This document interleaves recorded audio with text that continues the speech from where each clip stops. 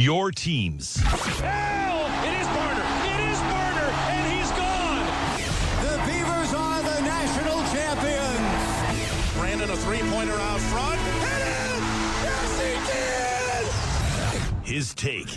Here's what I think. Matt Bagley. Matt Bagley. Matt Bagley. The league wants to look at measurables. They can say he throws the strongest, throws the fastest. They project a physical stud. I want to project a quarterback. I want a guy that knows his offense. Guys want to fight. They want to play. They want to scrap for him. I don't see that with Justin Herbert. Talking local sports. He's chill. He's quiet. Says the play real soft. And then doesn't run the play. Like, he'll throw to his first option. He'll find Dylan Mitchell. Well, now Dylan Mitchell's in the NFL, so good luck. Where are you going to throw the ball, Justin? I think we need to see him take that mental leap. All the physical stuff is there. Mentally, emotionally, not my number one overall pick. Southern Oregon Sports Talk with Matt Bagley. Presented by Medford BMW on 96.1 580 The Game. Hey, everybody. Matt Bagley back with you. Back with you after a crazy weekend. I don't know about you, but I feel like my job sends me everywhere. I drove the length of the state the last 2 weekends, going Medford to Bend to Portland and back, going Medford to McMinnville to Portland and back. Might as well send me to Canada while I'm at it. Send me to Tahiti, send me to Cuba, send me somewhere crazy right now, because I feel like I travel everywhere, or just about everywhere. I want to hear from you. 541-630-4792 is my text line. Let's talk Beavs. I thought Oregon State was going to beat Stanford, and I'm still trying to find the words to describe just about everything that went right and wrong and what it means for Oregon State. But I'm going to give it my shot in these 30 minutes. We'll try to talk about it, try to find out what you think as well. Why did the Beavs lose that game? And do you take that game as a moral victory? Do you consider, hey, we came back, we tied, and we almost beat a program that has a higher prestige, has more respect, has a coach that is more beloved in the conference, has players that come in with more hype in the conference, and we almost beat them. Do you take a moral victory out of that game, Beaver fan? Or do you say, if we couldn't beat Stanford, we're not beating anybody? Because Stanford's bad this year. Stanford does not look good this year. And if you couldn't beat Stanford, is your head down or is your head high? Let me know. 541-630-4792. Got to have Duck fan. Got to have them involved today. You got Cal. You got a big game coming up this Saturday. Are you nervous? Are you concerned about Cal? Or do you think you're going to waltz right through this game? Because here's the thing. Cal just lost. Maybe the Pac-12's not good this year. Are you okay with that? Duck fan, if you win out, are you okay with missing the playoff because the voters don't like the Pac-12? Let me know. 541-630-4792. And NFL. I could go about a million different directions with this. I'm just going to say right off the top,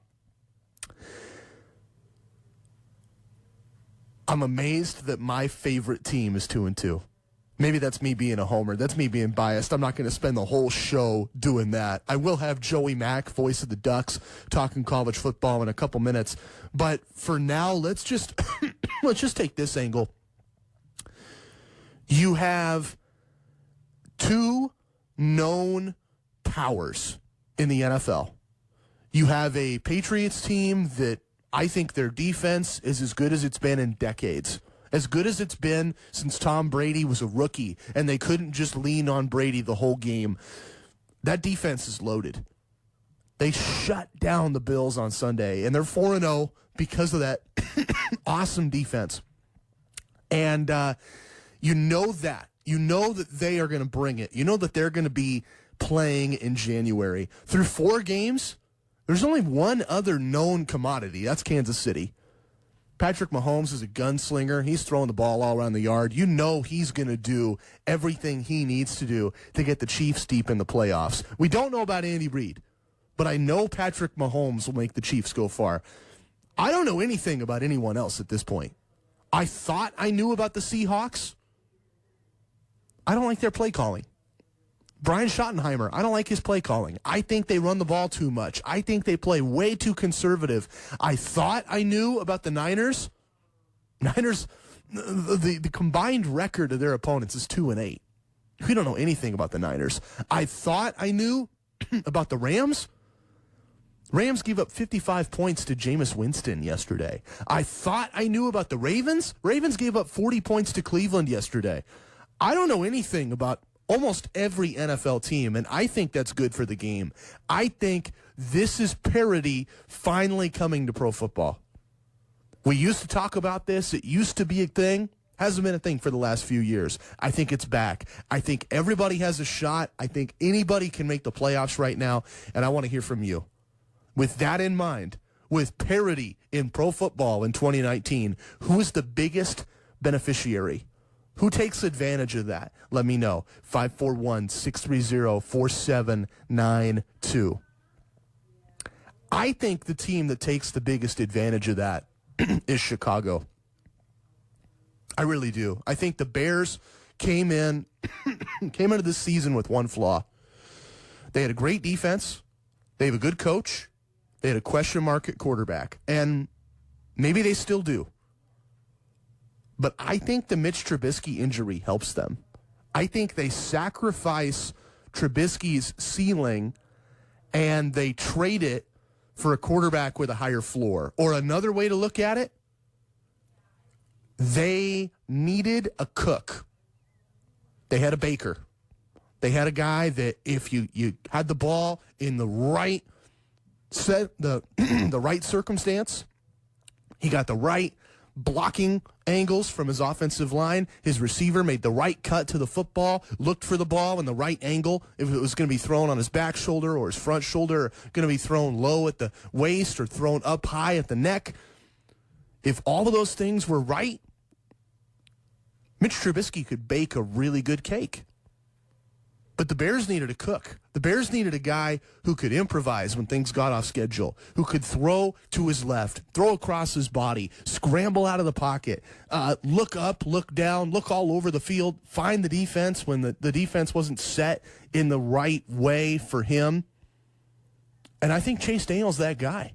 I think they go from a baker to a cook, and I think now, yeah, you don't have the ceiling of Trubisky, but you have a higher floor and ultimately a higher potential. I really like the Bears going forward. I want to hear from you, 541-630-4792, and I want to hear from Duck Fan. Are you the best team in the Pac-12? I'll ask that question to Joey Mack, voice of the Ducks, when he joins me next, right here, Southern Oregon Sports Talk. Best selection. Everybody says that. Great prices. They say that too. And sure, Garrison Sleep can say all that, but that's not what makes us special. Special. The fact is, we're better at helping you find the right mattress. Better. The sheer amount of training and research our team goes through to match you with the mattress of your dreams is unreal. I mean, if they gave a black belt in mattresses, we'd ace it. Wax on, wax off. Garrison Sleep makes mattress shopping, dare I say, fun? Fun? Fun. Fun. Garrisons.com, we got your back. The team at Imperial Drying Company know the hard work that goes into producing and maintaining the quality of your product, so they're offering to help fellow farmers dry their hemp 70% cheaper than most local drying companies. Call or text to reserve your spot today, as they're filling up fast, only $5 a pound. Imperial Drying Company can dry 35,000 pounds a day. Don't let your harvest mold from all the rain.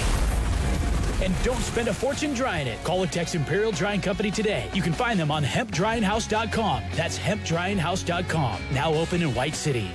Looking for a place to take the stress of the day off? Stop on into the Pit Stop Bar and Grill, located at 704 West McAndrews Road in Medford. They have daily food and drink specials along with karaoke every weekend starting at 8 p.m. Are you a mill worker? Don't forget to ask about your mill worker discount. So hurry and stop on into the Pit Stop, located at 704 West McAndrews. Open every day from 7 a.m. to 2:30 a.m. Listen, my life changed because someone was there to get me to use drugs. No one can understand.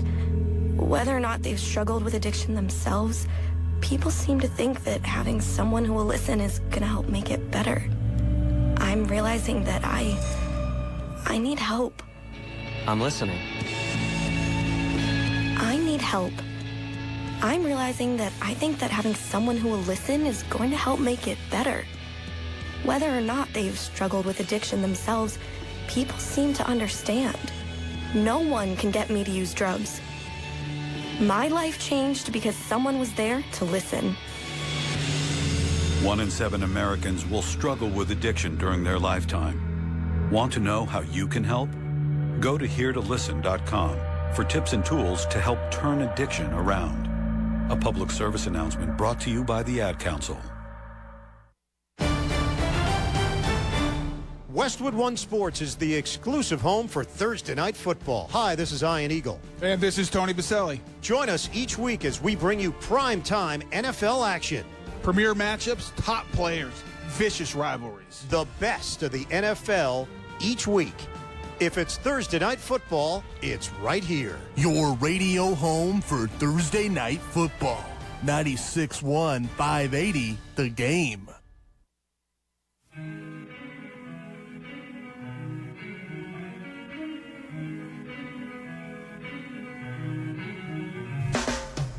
Southern Oregon Sports Talk with Matt Bagley. Talking local sports. Weekdays 4 to 6 p.m. on 96.1 580 The Game. Hey everybody, Matt Bagley back with you. Southern Oregon Sports Talk presented by Medford BMW. Now, if you tune in every Monday, and I know there's people out there that they tune in on Monday, that's what they care about, this is going to be a little different for you. Brian Schnee is in Salt Lake City, Utah. He has moved on, and I had to roll with that change. I lose my best guest, and I swap him with maybe my second best guest. He's the 1B to Brian's 1A, and he might have a thing or two to say about that and change your minds and sway that in the weeks ahead. Joey Mack is a sideline reporter for Oregon football broadcasts, and he precedes my show every day right here on The Game. 96.1 580 The Game. Joey is the host of Duck Insider at 3 o'clock. Joey, how you doing, my friend? I'm great, man. You texted me, Matt, a little while ago, like, first time in a century. And, yeah, it feels like it has been. I always like talking to you Wednesday, but Monday sounds great, too. And on that note, Brian Schnee is great. Yeah. If I am replacing Brian Schnee, we are all hosts. I'm going to throw that out there right now to set the bar where it needs to be set for your listeners. I got to ask you then, because you're plugged in with everybody. You know the whole network. Did you ever meet Brian Schnee? I think Brian and I crossed paths at least a couple times when he was up covering Duck stuff, and it was basically the head nod. I'm pretty sure that's how we were ever introduced to one another, is the head nod, that he knew who I was, I knew who he was, and it was a good head nod and side smirk. You know what I'm talking about? When on the sidelines when this happens? When you're not going to say hi to the guy, you don't know him that well, but you acknowledge him. Well, it was that, but it was also I had my headphones on and I was listening to Jerry and George. That's how this usually ends up. Like people are always like, "Yeah, I tried to get a hold of you on the sideline," and I'm like, "Dude, I can't hear anything. Right. Sorry." Right. To make it a connection for you, have you ever interviewed Brandon Cameraman on your show?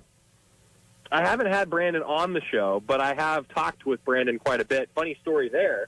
Brandon Cameraman was down in Medford when I was interning at KEZI. Okay. So I actually would be the one that was writing some of the scripts and sending some of the stuff from Eugene down to Medford when I was an intern at KEZI over the summer many moons ago here in Eugene. Yeah.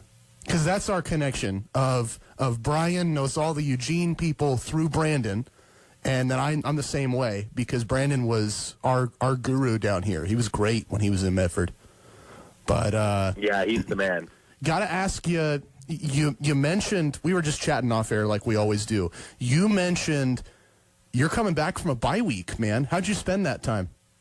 I spent it, I hope, like a lot of regular college football fans do. I actually watched all the games that I could. I'm very fortunate to have a wife that let me have one room in the house for a man cave. So I put the bar in, and I've got 5 TVs in there. So that's the way that I spent the bye week was having all the buddies over like a normal fan and just watching games, and it was great. There weren't a ton of upsets this weekend, unfortunately. There wasn't a whole lot of chaos, but it was fun just to be able to watch a little bit. And to be honest with you, I got a little bit of a head start on getting prepared for Cal with the Golden Bears playing on Friday, so that was nice. Got a chance to kind of take in Pac-12 football because as I'm sure you're similar, Matt. Like, you get so locked in on Oregon, and a game day is like a 16-hour day for us around Autzen Stadium, or even if we're on the road. And right. So it's nice just to be able to sit down and watch some games. And I feel like I know a little bit more about the Pac-12 today than I did on Friday morning.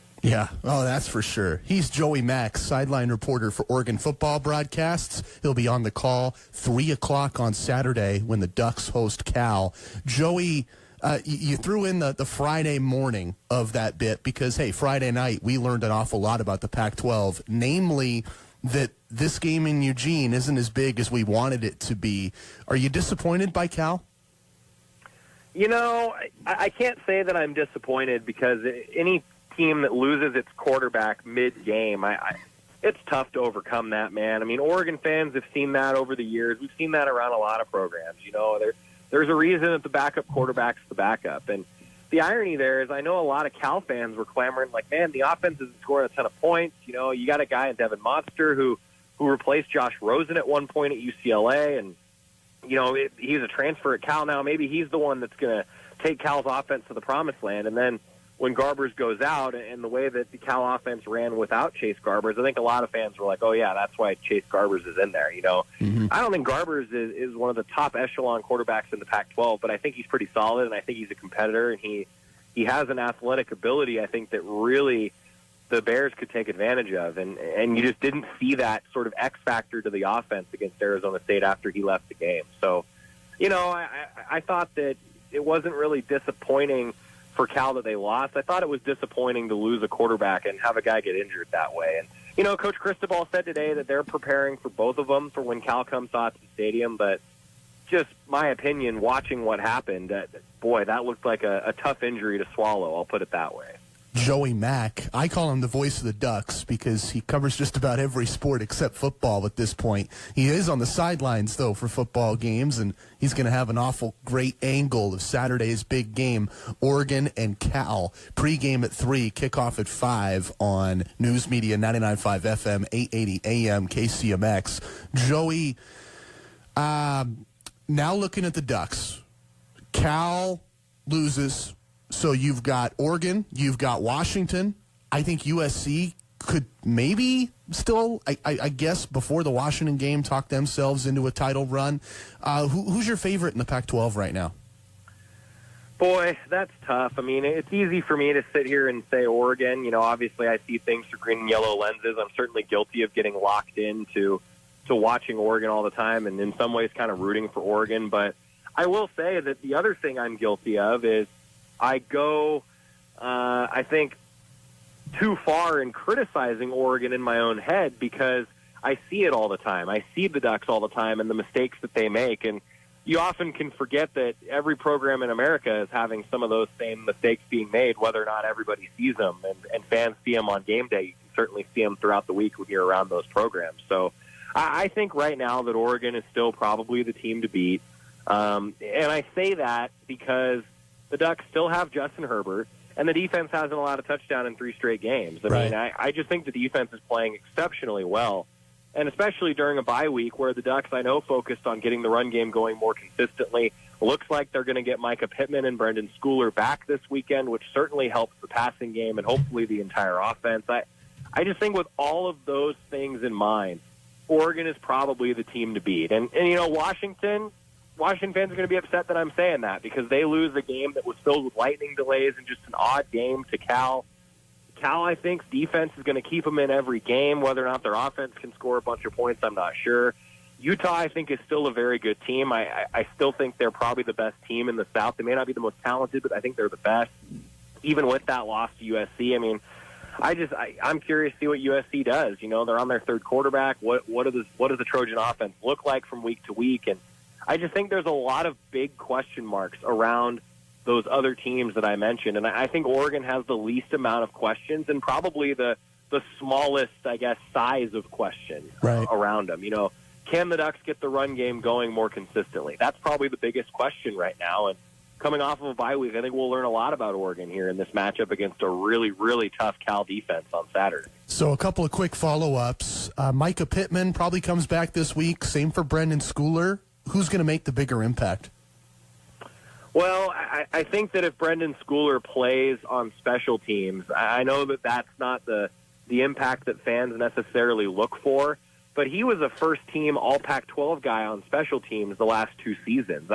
I think that him coming back on special teams could really, really help the Ducks just in terms of experience. And the special teams have been really good for Oregon this year under coordinator Bobby Williams, a guy who's been a head coach before at Michigan State. You know, I think that Oregon special teams have been really, really good. But Brendan Schooler could come back, and with his experience offensively, I mean, there's no doubt that he may have a leg up. But I'll tell you this, Micah Pittman is just a baller. You know, he's just a really good football player, just has that look about him in practice. And I'm curious to see when the Ducks are in full pads tomorrow what those two guys look like. I don't know who's going to have a bigger impact at this point. I think later in the week we'll probably have a better idea of that. And the other follow-up there, you mentioned that defense. Are they better than the Duck offense this year?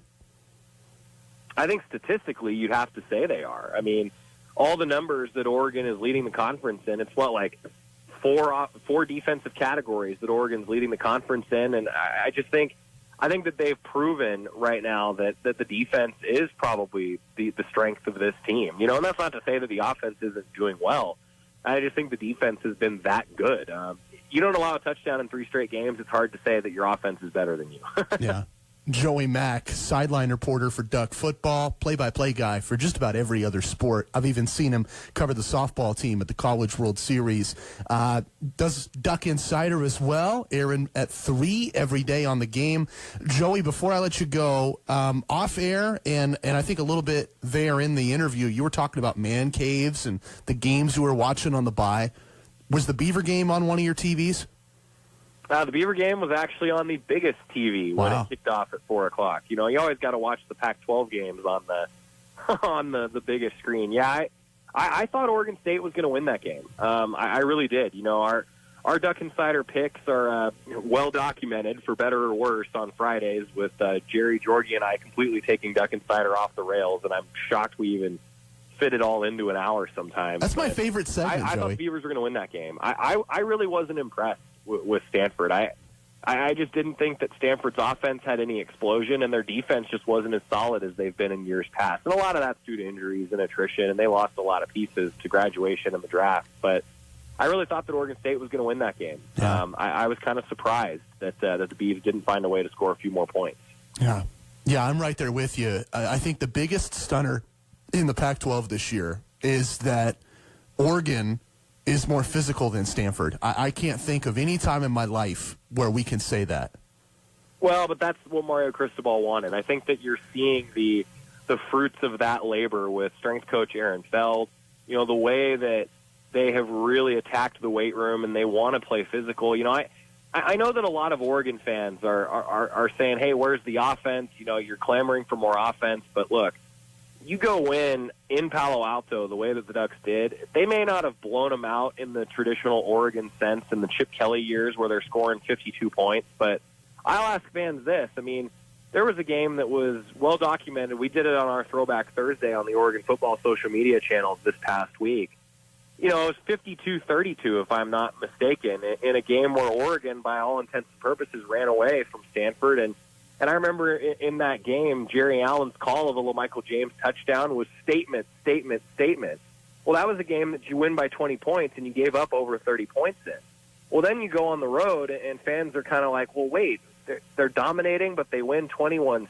I mean, what's going on there? And I kind of say, well, you win by 15 points. The margin of victory isn't that much greater, and you gave up a ton more points in that previous game and in that previous era. I think that Oregon football is going to win those physical, lower-scoring games. And I know the Ducks didn't do that against Auburn. I get that. But they did against Stanford on the road in Palo Alto.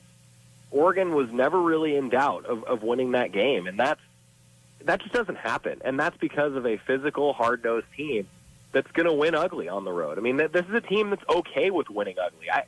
Who cares how you get it done? You know, the win's the win. And I think that you're right. Being a physical team, Oregon may not be scoring 50 a game like the Ducks were in years past, but if they're still winning games by 2 touchdowns, I'll take that. Yeah, I'll take it too, man. It's fundamental football. Ducks are playing it and winning with it right now, and hopefully they get another win on Saturday. Joey Mack's going to cover that for us at News Media 99.5 FM, 880 AM, KCMX, our local Oregon Duck radio affiliate. Joey, as always, there's a million questions I got left on the table. I'll just have to save them for next Monday. Hey, anytime, Matt. Looking forward to catching up with you every Monday. Thanks, buddy. That was Joey Mack, voice of the Ducks, and that's the show. I'm out. Hope you have a great day, everybody. My name is Matt Bagley. My station right here, 96.1, 580 The Game. My show, Southern Oregon Sports Talk from 4 to 6. And if you missed anything, you want to go back, you want to hear it, iTunes, Apple Podcasts, Google Play, Spotify, Stitcher. I know it's out there. Pretty much everywhere except for SoundCloud, because I got a beef with SoundCloud. We'll talk about that another day. Tomorrow, big show. Kevin Primerano, Rogue Valley Timbers. Also going to talk Ducks. What can Oregon do to beat Cal? Beavs, they didn't win. They didn't win. I'm amazed they didn't win. I'm amazed they lost that game. Why did it happen? What can they learn? Where do they go from here? And NFL. My Raiders are 500. My Raiders don't suck right now. What is weird? What's going on with the world? We'll talk about all that tomorrow, 4 to 6, right here. Southern Oregon Sports Talk, presented by Medford BMW on 96.1, 580 The Game. Enjoy Monday Night Football, everybody.